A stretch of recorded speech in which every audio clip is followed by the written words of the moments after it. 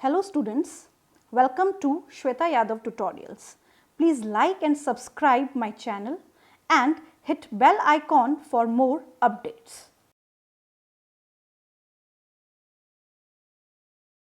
Last video में हमने different types of ovules के बारे में पढ़ा था on the basis of the orientation of funicule और on the basis of the position of the micropyle, chalaza and hilum. और इसी के साथ साथ हमने ये भी पढ़ा था कि इंटैग्यूमेंट के बेसिस पे कितने टाइप के ओव्यूल हो सकते हैं। हमने पढ़ लिया ओव्यूल का स्ट्रक्चर कैसा होता है, हमने टाइप्स ऑफ ओव्यूल भी पढ़ लिया। अब डेवलपमेंट ऑफ ओव्यूल होता कैसे है उसको पढ़ना ज़रूरी है। तो इस पर्टिकुलर लेक्चर में हम पढ़ेंगे डेवलपमेंट ऑफ द ओव्यूल। हम पढ़ रहे हैं क्लास 12th का एक बहुत important topic that is sexual reproduction in flowering plants. इसमें अगर हम डिस्कस करें तो ये जो फीमेल वाला पार्ट है ये बहुत इंपॉर्टेंट है, इवन इंटरेस्टिंग भी है, और इसको हम रिलेट कर सकते हैं थोड़ा सा क्लास 10th से, क्योंकि 10th क्लास में इसका बेसिक आ जाता है।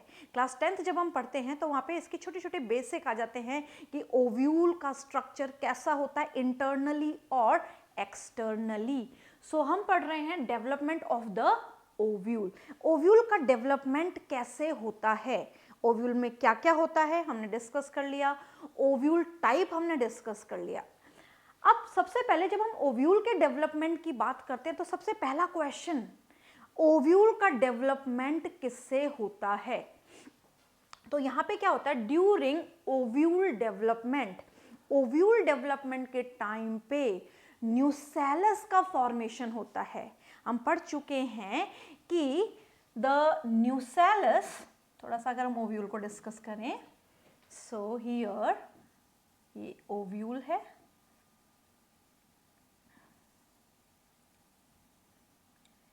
इस ओव्यूल में ये इंटैग्यूमेंट्स है, आउटर इंटैग्यूमेंट एंड इनर इंटैग्यूमेंट्स। ऐसा कुछ ओव्यूल हमने डिस्कस किया है। अब जब हम ओव्यूल की बात करते हैं तो हम कह रहे हैं कि जो न्यूसेलस है, ये न्यूसेलस बनता है प्लेसेंटा से। किससे बनता है न्यूसेलस? प्लेसेंटा से। प्लेसेंटा एक क्वेश्चन लाइक टिश्यू है और यही बनाता है न्यूसेलस को। तो सारी कहानी कहाँ से शुरू होती है? न्यूसेलस से शुरू होती है। अब जो न्यूसेलस है वो करता क्या है और होता क्या है, ये बहुत इंपॉर्टेंट है। ये जो न्यूसेलस है ये प्लेसेंटा से बनता है। किस तरीके से बनता है? It develops as an small outgrowth, एक आउटग्रोथ की तरह बनता है। इस तरीके से एक आउटग्रोथ निकलती है, स्मॉल राउंडेड आउटग्रोथ की तरह न्यूसेलस डेवलप होता है। तो हम लिख देते हैं develop as a round small outgrowth. Outgrowth का मतलब होता है जो भी स्ट्रक्चर हल्का सा उभर जाए, बाहर निकल जाए, एक जगह से कोई हिस्सा बाहर निकल जाए, दैट इज आउटग्रोथ। तो राउंड स्मॉल आउटग्रोथ, एक छोटा सा गोल आउटग्रोथ की तरह न्यूसेलस बाहर निकल जाता है। अब एक बहुत इंपॉर्टेंट बात आपको जो ध्यान रखनी है यहाँ पे कि न्यूसेलस में सेल्स होती हैं। एक टाइप ऑफ सेल्स आपको पता होनी चाहिए, क्योंकि इंट्रोडक्शन में हमने पढ़ा था कि जो न्यूसेलस है वो पैरेनकाइमेटस सेल से बना है। बट वो पैरेनकाइमेटस सेल आई कहाँ से? इसके रूट पे हमें जाना है, और इसकी रूट पे जब हम जाते हैं तो हमें हमेशा ये पता होना चाहिए कि पैरेनकाइमेटस सेल अपने आप नहीं बनती है। पैरेनकाइमा को बनाने वाली होती है मेरिस्टेमेटिक सेल्स। प्लांट में सबसे बेसिक जो प्लांट की लाइफ जहाँ से शुरुआत होती है, तो यहाँ पे हम ये देखते हैं कि जो मेरिस्टेमेटिक सेल्स हैं वो कॉन्टिन्यूसली डिवाइड करती जाती हैं और बना लेती हैं permanent tissues. Meristematic tissues continuously dividing tissues हैं और यही डिवाइड एंड डिफरेंशिएट होके बनाते हैं परमानेंट टिश्यू। तो सेम चीज यहाँ पे आती है। हम ये बोल सकते हैं कि जो न्यूसेलस सेल्स हैं, जो न्यूसेलस सेल्स हैं ये किस टाइप की हैं? तो सारी सेल लगभग हमें एक जैसी दिखाई दे रही हैं, तो हम ये कह सकते हैं ये जो न्यूसेलस की सेल्स हैं ये होमोजीनियस टाइप हैं, होमोजीनियस सेल्स हैं। होमो का मतलब होता है सेम दिखने वाली, होमो का मतलब क्या होता है? सेम। तो एक जैसी दिखने वाली, एक जैसे ओरिजिन की सेल होमोजीनियस सेल्स होती हैं। और हम बोल सकते हैं मेरिस्टेमेटिक टाइप की है, मेरिस्टेमेटिक सेल्स हैं। शुरुआत में न्यूसेलस में मेरिस्टेमेटिक सेल्स होती हैं, और कैसी हैं? और हैं अनडिफरेंशिएटेड, अनडिफरेंशिएटेड। कैसी सेल्स हैं न्यूसेलस की? मेरिस्टेमेटिक सेल्स हैं, होमोजीनियस सेल्स हैं, अनडिफरेंशिएटेड सेल हैं। तीन बात बहुत इंपॉर्टेंट है। अब याद रखना क्या है कि शुरुआत में न्यूसेलस की जो सेल्स होती हैं वो मेरिस्टेमेटिक टाइप ऑफ सेल्स होती हैं। बहुत सारी सेल्स हैं, गुच्छा है सेल का, ग्रुप है सेल का, मेरिस्टेमेटिक टाइप है। और मेरिस्टेमेटिक सेल का काम है डिवाइड और डिफरेंशिएट होना। सो यहाँ पे हम ले लेते हैं मेरिस्टेमेटिक सेल को। इस मेरिस्टेमेटिक सेल ने क्या किया? डिवाइड किया, अपनी संख्या बढ़ाई और डिवाइड होके डिफरेंशिएट भी हो गई। जब कोई सेल डिवाइड करती है तो अपनी संख्या बढ़ाती है, और जब कोई सेल डिफरेंशिएट करती है तो पिछली सेल से अलग हो जाती है। यानी कि जब मेरिस्टेमेटिक सेल्स डिवाइड और डिफरेंशिएट करती हैं तो ये बनाएंगी parenchyma cell, parenchyma cell. Parenchymatous tissue या पैरेन्काइमेटस सेल बन गई, तो हम ये कह सकते हैं कि न्यूसेलस में अब क्या मौजूद है? न्यूसेलस में अब मौजूद है पैरेन्काइमेटस सेल। किसने बनाया इसको? मेरिस्टेमेटिक सेल ने बनाया। अब पैरेन्काइमेटस सेल का क्या नेचर होता है? पैरेन्काइमेटस सेल का नेचर होता है कि वो डिवाइड नहीं करेगी। मेरिस्टेमेटिक सेल ने डिवाइड करके पैरेन्काइमेटस सेल बनाई, पैरेन्काइमा बन चुकी है, बट पैरेन्काइमा खुद से डिवाइड नहीं कर सकती। हमने पढ़ा है ये कि मेरिस्टेमेटिक सेल्स डिवाइड होके परमानेंट सेल्स या परमानेंट टिश्यूज बनाती हैं, और जब कोई टिश्यू परमानेंट हो जाता है तो उसमें डिवीजन की एबिलिटी खत्म हो जाती है। तो यहाँ पे पैरेन्काइमा बन चुकी है, इसमें डिवीजन की एबिलिटी बिल्कुल नहीं है, बट ये डिफरेंशिएट कर सकती है। और जैसे ही ये डिफरेंशिएट करेगी तो यहाँ पे डिफरेंशिएशन के बाद सेल एनलार्ज हो गई, और एनलार्ज होके यहाँ पे बन गई एक सेल जिसको हमने नाम दिया आर्कीस्पोरियल सेल। सेम कॉन्सेप्ट आ जाता है यहाँ पे किसका? जब हम मेल वाला पार्ट हमने पढ़ा था, मेल रिप्रोडक्टिव वॉल्व हमने पढ़ा था, सेम कॉन्सेप्ट आ जाता है। वहाँ पे हमने क्या पढ़ा था कि पैरेन्काइमेटस सेल है, उसको सराउंड करता है एपिडर्मिस। हम यहाँ पे एपिडर्मिस भी लिख सकते हैं, exactly same epidermis. Parenchymatous sales जो थी वो डिवाइड नहीं कर सकती, वो डिफरेंशिएट होगी और उसमें से एक सेल एनलार्ज हो गई, उसने अपने आप को दूसरों से अलग कर लिया, उसने जिम्मेदारी उठा ली कि मैं ही आगे जाके ओव्यूल का डेवलपमेंट करूंगी। तो इसने जब जिम्मेदारी उठाई तो इसको बनाना है एम्ब्रियो सैक, आगे इसको proper structure female gametophyte develop करना है, तो इसने जिम्मेदारी उठा ली।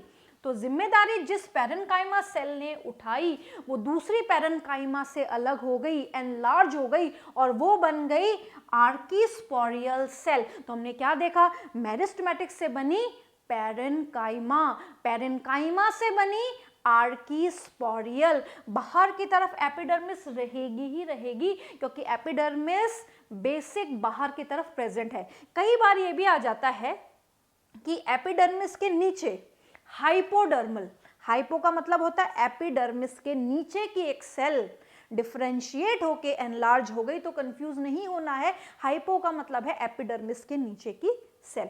तो आर्कीस्पोरियल सेल यहाँ पे बन चुकी है। अब ये आर्कीस्पोरियल सेल क्या करेगी, ये डिवाइड होगी। डिवाइड होने के साथ साथ ये अपने आप में बदलाव लेके आएगी, उसको हम बढ़ेंगे फिगर से। तो ये सेम जो स्ट्रक्चर है हम आगे डिस्कस कर रहे हैं। So this is nothing but archesporial cell. Archesporial cell. अभी जो आर्कीस्पोरियल सेल है, दिस आर्कीस्पोरियल सेल डिवाइड, ये डिवाइड होगी और डिवाइड होके ये बनाएगी दो टाइप की सेल। बाहर की तरफ जो प्रेजेंट होगी that is primary parietal cell. Male reproductive system में जो हमने पढ़ा है, मेल रिप्रोडक्टिव वर्ल्ड में सेम वही चीज यहाँ पे है। बाहर की तरफ है प्राइमरी पैराइटल सेल, ये वाली येलो वाली, और ये जो रेड वाली है that is primary sporogenous cell. Archesporial cell ने डिवाइड किया, डिवाइड करके मल्टीपल लेयर बनाई। यहाँ पे हम लेयर का डिस्कशन नहीं करते, जब हम एंथर का स्ट्रक्चर पढ़ते हैं तो पैराइटल सेल की जो डिफरेंट लेयर्स है उनको हम डिस्कस करते हैं, यहाँ पे उसका डिस्कशन हम नहीं करते हैं। और ये जो बाहर की तरफ प्रेजेंट है दैट इज एपिडर्मिस। एपिडर्मिस, इसकी जरूरत हमें यहाँ पे फिलहाल नहीं है। अब यहाँ पे प्राइमरी पैराइटल सेल क्या बनाएगी वो हम यहाँ पे डिस्कस नहीं करेंगे। जो मेन पार्ट हमें डिस्कस करना है that is primary sporogenous cell क्या करेगी। This primary sporogenous cell acts as, this particular cell acts as, किसकी तरह एक्ट करेगी, ये एक्ट करेगी मेगास्पोर मदर सेल की तरह। Megaspore mother cell that is MMC। जब हम मेल रिप्रोडक्टिव पार्ट पढ़ते हैं तो हम बोलते हैं microspore mother cell, pollen mother cell. But जब हम फीमेल का पार्ट पढ़ते हैं प्लांट्स में तो हम बोलेंगे megaspore mother cell that is MMC। तो हम यहां देख सकते हैं कि यहां पे क्या बना,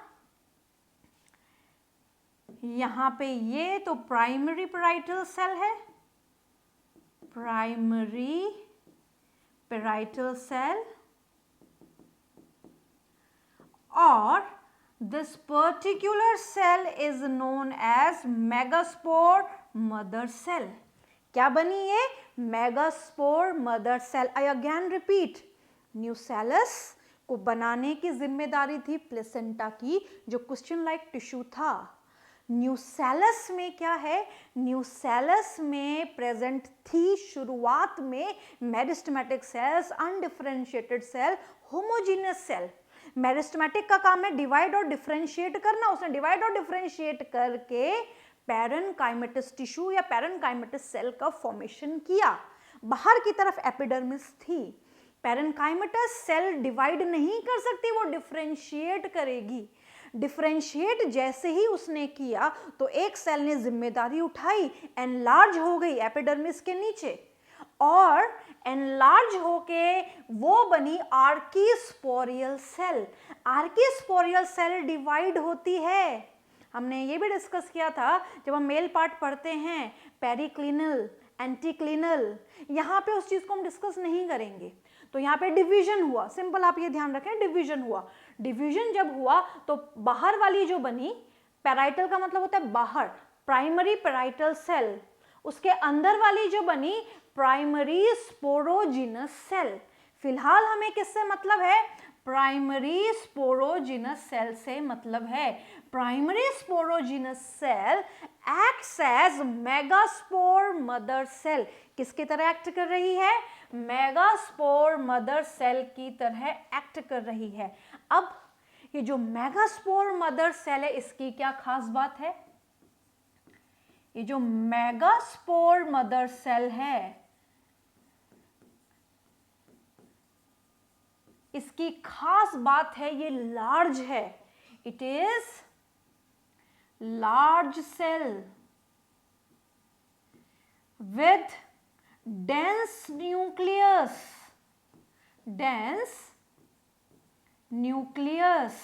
and dense cytoplasm, not nucleus, dense cytoplasm and prominent nucleus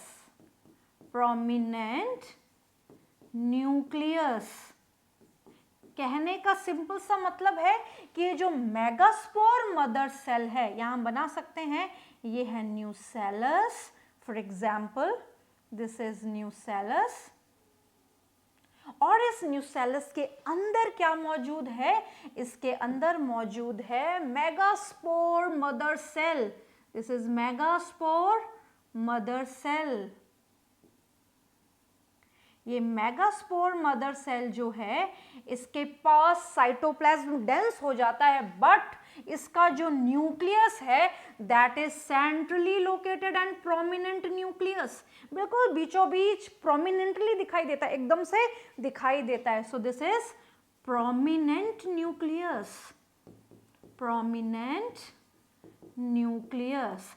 अब क्या होगा, ये जो मेगास्पोर मदर सेल है ये क्या करेगी, ये डिवाइड होगी, और डिवाइड किससे होगी, ये डिवाइड होगी मियोसिस से, और डिवाइड होके ये बनाएगी मेगास्पोर। तो हम क्या बोलेंगे, मेगास्पोर मदर सेल डिवाइड होगी मियोसिस से और बनाएगी मेगास्पोर। एक और बहुत इंपॉर्टेंट चीज, जब मेगास्पोर मदर सेल की बात होती है तो एक ही मेगास्पोर मदर सेल ओव्यूल के डेवलपमेंट में माइक्रोपाइलर रीजन में डिफरेंशिएट होती है। ये बात ध्यान रखनी है, किस रीजन पे डिफरेंशिएट होती है, माइक्रोपाइलर रीजन पे डिफरेंशिएट होती है। सो हमने पढ़ा कि मेगास्पोर मदर सेल लार्ज होती है, डेंस साइटोप्लाज्म होता है, न्यूक्लियस एकदम से दिखने वाला प्रोमिनेंट न्यूक्लियस इसका होता है, और ये जब डिवाइड करती है तो बनाती है मेगास्पोर, और मेगास्पोर का बनना इज नोन एज मेगास्पोरोजेनेसिस, जिसको हम नेक्स्ट वीडियो में पढ़ेंगे।